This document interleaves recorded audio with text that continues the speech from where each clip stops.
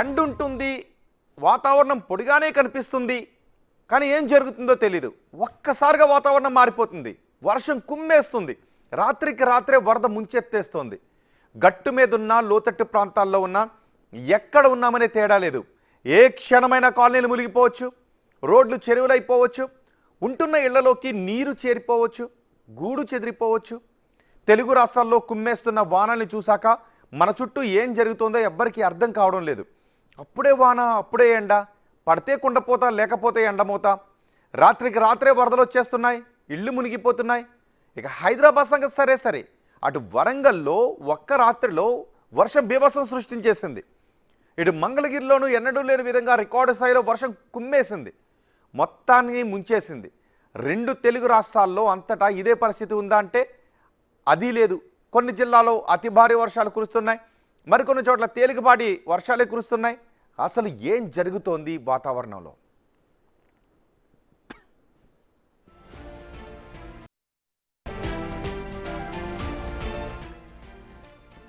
వరంగల్, హన్మకొండ నగరాల్లో 40కి పైగా కాలనీలు నీట మునిగిపోయాయి.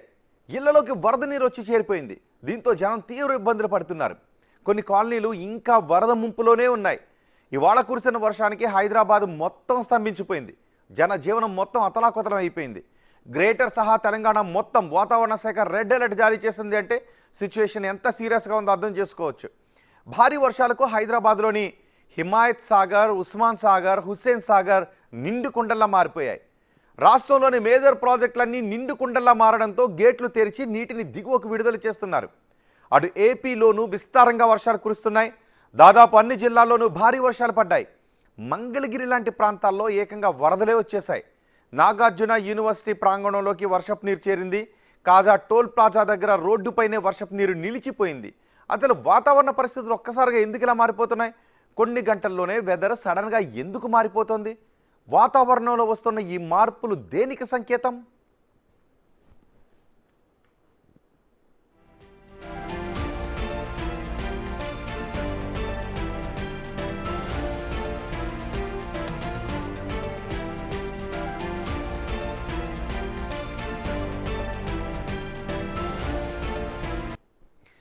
రాబోయే 2 రోజుల్లో తెలుగు రాష్ట్రాల్లో ఎటువంటి వర్షాలు కురవబోతున్నాయి, వర్షాల కారణంగా ఎటువంటి పరిస్థితులు ఉండబోతున్నాయో మాట్లాడదాం. వాతావరణ శాఖ అధికారి శ్రీనివాస్ మనకి అందుబాటులో ఉన్నారు. శ్రీనివాస్ గారు నమస్తే అండి. నమస్తే అండి, చెప్పండి. శ్రీనివాస్ గారు, రాబోయే 2-3 రోజుల్లో భారీ వర్షాలు కురవబోతున్నాయి, ప్రజలు అప్రమత్తంగా ఉండండి, అత్యవసర పరిస్థితులు ఉంటే తప్ప బయటకు రాకండి అంటూ అధికారులు, ముఖ్యమంత్రులు కూడా చెబుతున్నారు. అదే సమయంలో ఒక చోట భారీ వర్షం కురుస్తోంది, మరో చోట మామూలు పరిస్థితులు ఉన్నాయి. సో ప్రెసెంట్ వాతావరణ పరిస్థితులు ఎలా ఉన్నాయండి? మనకి ఈ రోజు ఉదయం మనకి పశ్చిమ మధ్య బంగాళాఖాతం ప్రాంతంలో, మనకి ఈ నార్త్ కోస్టల్ ఆంధ్రప్రదేశ్ ప్రాంతంలో ఒక అల్పపీడన ప్రాంతం ఏర్పడిందండి. అలాగే మనకి ఒక అప్పర్ ఎయిర్ ట్రఫ్ ఆఫ్ లో ప్రెషర్ మనకి ఇలా నార్త్ ఈస్ట్ అరేబియన్ సీ నుండి మన తెలంగాణ మీదుగా ఈ అల్పపీడన ప్రాంతం వరకు ఏర్పడింది.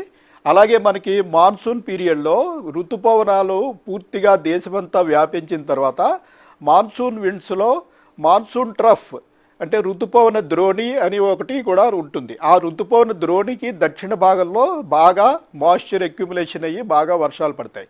ఈసారి మనకి జూన్ నెలలో అనుకున్న దానికంటే ముందుగా మాన్సూన్ ప్రవేశించినప్పటికీ మొదట 4-5 రోజులు వర్షాలు పడిన తర్వాత మనకి పెద్దగా వర్షాలు లేకుండా ఇంచుమించు 40-45 రోజులు మనకి ఓన్లీ సాయంత్రం సమయంలో ఈ వేడిమి వల్ల క్యుములోనింబస్ మేఘాలు ఏర్పడటం వల్ల మనకే వర్షాలు పడాయి.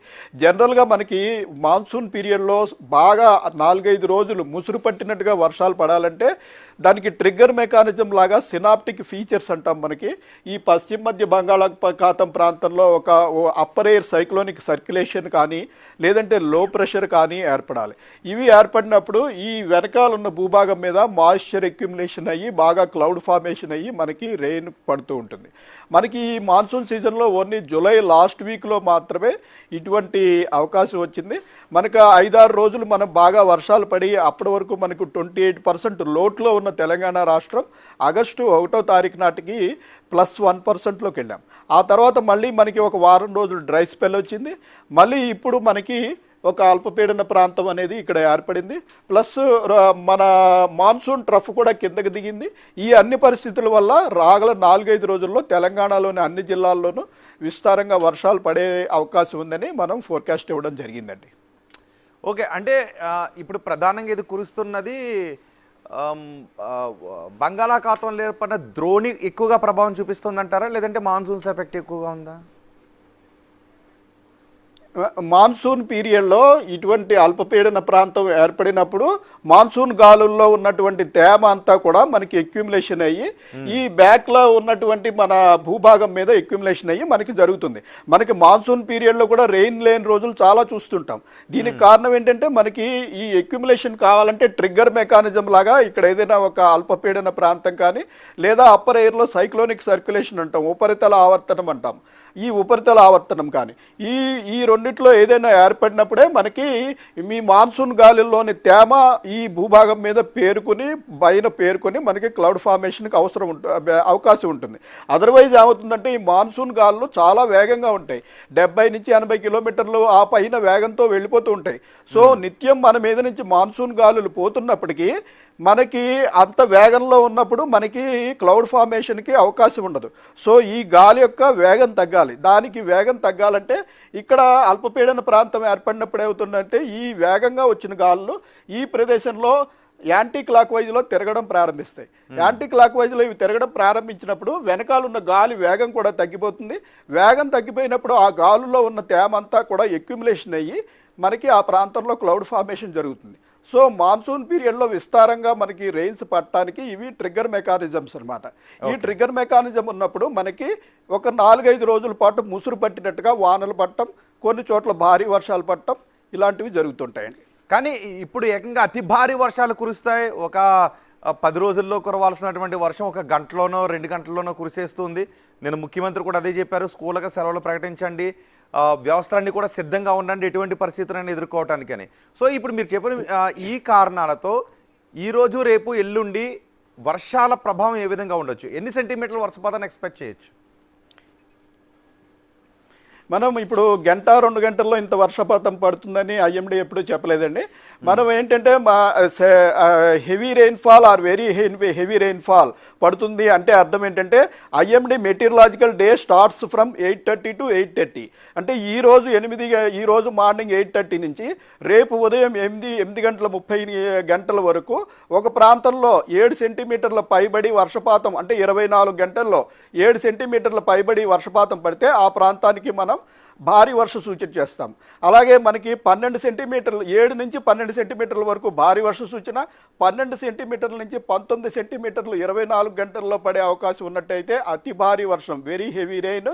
అలాగే 20 సెంటీమీటర్లు దాటిపోయి 24 గంటల్లో పడే అవకాశం ఉన్నట్టయితే ఎక్స్ట్రీమ్లీ హెవీ రెయిన్, అత్యంత భారీ వర్షం ఇస్తాం. పైగా మరొక విషయం ఏమిటంటే ఒక జిల్లాకి మనం భారీ వర్ష సూచన చేశాము అంటే ఆ జిల్లా అంతా కూడా భారీ వర్షం పడుతుందని అర్థం కాదండి. ఆ జిల్లాలో 1-2 ప్రదేశాల్లో ఈ భారీ వర్షం పడే అవకాశం ఉంటుంది. మిగిలిన జిల్లా అంతా కూడా ఇంచుమించుగా 7 నుంచి 10 సెంటీమీటర్లు, 10 నుంచి 12 సెంటీమీటర్లు పడే అవకాశం ఉంటుందనే దానికి అర్థం అండి.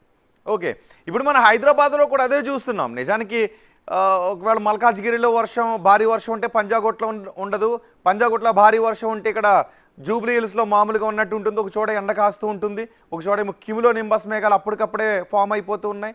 సో ఇది ఏదైనా వాతావరణంలో సంభవిస్తున్న విపరీత మార్పులని కూడా కొన్ని డౌట్స్ కూడా వస్తున్నాయి. మీరు చెప్పిన పరిణామం జనరల్గా మనకి ఏప్రిల్ మే నెలల్లో ప్రీ మాన్సూన్ షవర్స్ అంటాం. అవి ఏంటంటే వేడిమి వల్ల వచ్చే వర్షాలు. వేడిమి వల్ల వచ్చే వర్షాలు అంటే ఏంటంటే వేసవకాలంలో పొద్దున్న నుంచి సాయంత్రం వరకు బాగా టెంపరేచర్లు పెరగడం వల్ల కింద నుంచి పైకి వేడి గాలులు పోవడం స్టార్ట్ అవుతుంది. అదే సమయంలో పైన మాయిశ్చర్ లభించేటువంటి ఏదైనా పరిణామం, అంటే ఉపరితలంలో ఏదైనా అప్పర్ ఎయిర్ సైక్లోనిక్ సర్క్యులేషన్ కానీ లో ప్రెషర్ కానీ ఏర్పడినట్టయితే, అప్పర్ ఎయిర్లో మాయిశ్చర్ లభించినట్టయితే సడన్గా అక్కడ ఒక క్యూములోనింబస్ మేఘం ఏర్పడి 1-2 గంటల పాటు ఆ ప్రాంతంలో భారీ వర్షం పడటం, ఆ తర్వాత మొత్తం స్కై క్లియర్ అయిపోవడం, రావడం, మొన్నటికి అటువంటి ఆనవాలు ఏమీ లేకుండా మొన్నాడు ఉదయం మామూలుగా ఎండ కాయటం జరుగుతుంది. మనకి ఈ 40-45 రోజులు వచ్చిన గ్యాప్లో మనకి పెద్దగా సినాప్టిక్ ఫీచర్స్ లేనందువల్ల మనం చాలా వరకు అలాంటి క్యుములోనింబస్ మేఘాల వల్ల పడిన వర్షాలే చూసాం. ఈ క్యుములోనింబస్ మేఘాల వల్ల పడిన వర్షాలు మీరు చెప్పినట్టు అవి చాలా తక్కువ ప్రాంతానికి పరిమితమై ఉంటాయి. సో సిటీలోని 3 జిల్లాల్లో ఒక జిల్లాలో కొంత ప్రాంతం పడితే మిగిలిన ప్రాంతం అంతా పూర్తిగా ఎండ కాసే పరిస్థితి కూడా ఉంటుంది. అయితే ఇలాంటి సినాప్టిక్ ఫీచర్స్ ఉన్నప్పుడు మనకి రాష్ట్ర వ్యాప్తంగా చాలా ఏరియా మొత్తం క్లౌడింగ్ వచ్చేసి మొత్తం ముసురు పట్టినట్టుగా వాతావరణం ఉంటుంది. అది మనం ఈరోజు మార్నింగ్ నుంచి చూస్తున్నాము. సో ఇలాంటి పరిస్థితి ఉన్నప్పుడు ఏంటంటే అడపాదడపా స్లైట్ రెయిన్ పట్టము, ఉన్నట్టుండి మోడరేట్ రెయిన్గా మారటము లేదా భారీ వర్షంగా మారటము జరుగుతుంది. ఇది ఈ అల్పపీడనం యొక్క ప్రభావం ఉన్నంతకాలం కూడా ఈ 2-3 రోజులు కొన్ని వేల స్క్వేర్ కిలోమీటర్స్, అంటే ఇప్పుడు 2-3 రాష్ట్రాలు ఆంధ్రప్రదేశ్, తెలంగాణ ఈ 2 రాష్ట్రాల్లోనూ కూడా పూర్తిగా మేఘావృతమై ఉండే అవకాశం ఇటువంటి సినాప్టిక్ ఫీచర్స్ ఉన్నప్పుడే జరుగుతుందండి. సో ఇప్పుడు తెలంగాణ అంతా రెడ్ అలర్ట్లోనే ఉందండి?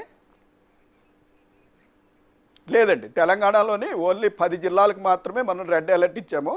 ఓకే. అయితే మనకి ఏంటంటే ఇప్పుడు ఒక జిల్లాలో ఒక ప్రదేశంలో అత్యంత భారీ వర్షం పడేటట్టుగా సూచన ఉన్నట్టయితే ఆ జిల్లాకి రెడ్ అలర్ట్ అని ప్రకటిస్తాము.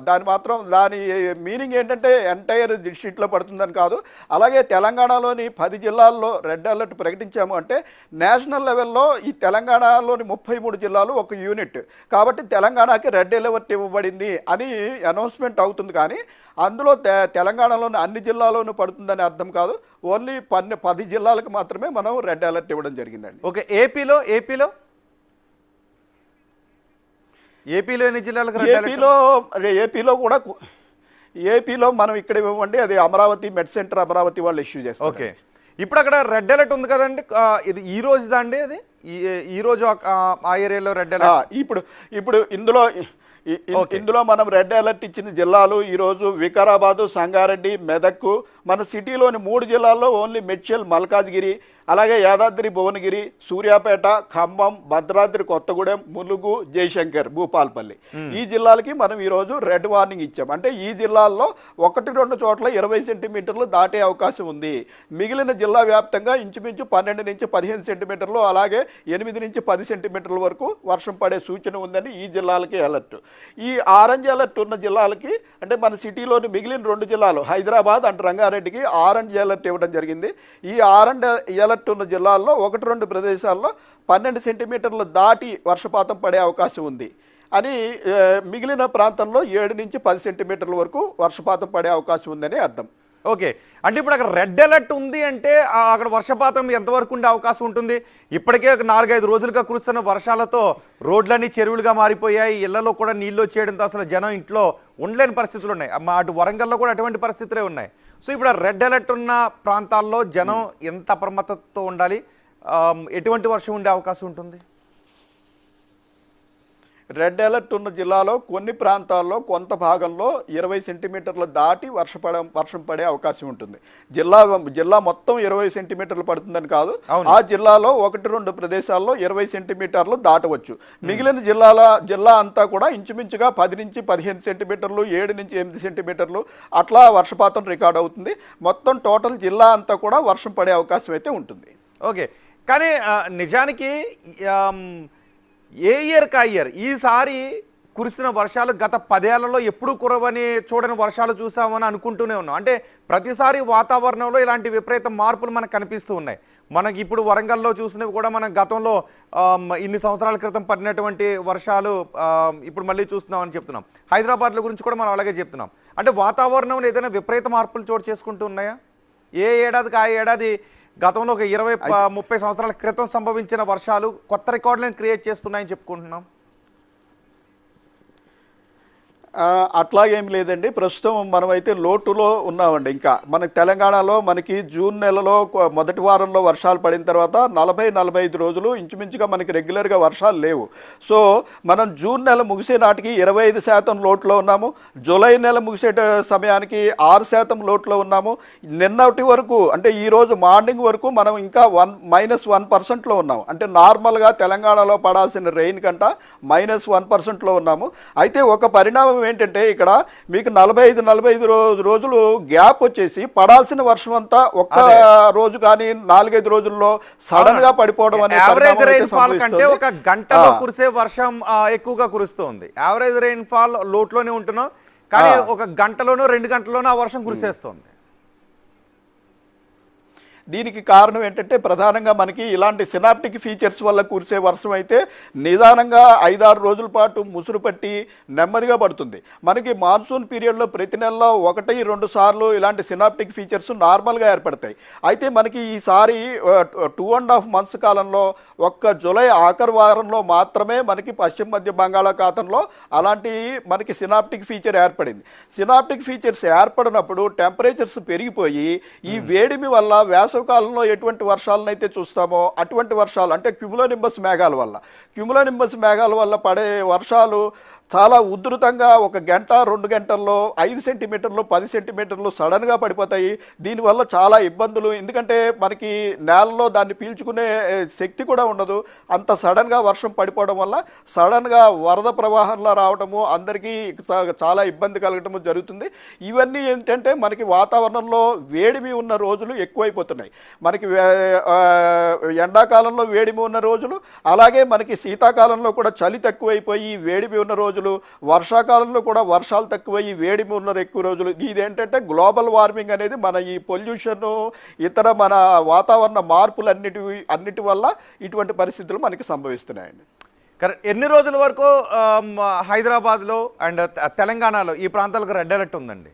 ఇప్పుడు మీరు చూపించారు రెడ్ అలర్ట్ ఉన్న బెల్ట్ని చూపించారు. ఎన్ని రోజుల వరకు ఇలాంటి పరిస్థితులు ఉన్నాయి? మనం ఈరోజు రేపు మాత్రమే తెలంగాణలో ఈరోజు 10 జిల్లాలకి, రేపు ఒక 3 జిల్లాలకి మాత్రమే మనం రెడ్ అలర్ట్ ఇవ్వడం జరిగింది. ఈ రోజు నుంచి 3వ రోజు 4వ రోజు కొద్దిగా వర్షాలు తగ్గుముఖం పట్టే అవకాశం ఉంది.